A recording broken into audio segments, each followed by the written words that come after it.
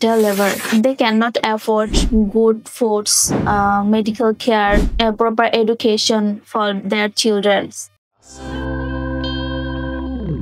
Today I am going to talk about an important topic. The topic is deliver. First of all, a deliverer is a person who works and to his living. He has no fixed job. He works whenever and wherever he gets work. A deliverer wakes up early in the morning.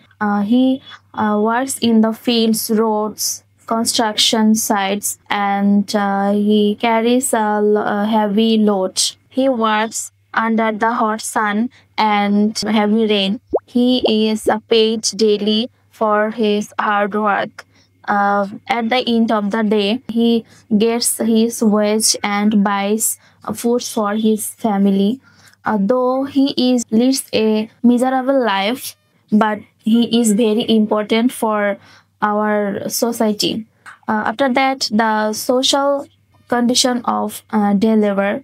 Most of deliverers lives in small slum or small houses.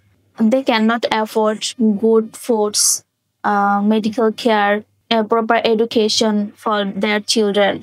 After that, the importance of deliver. A deliver is very important for our life.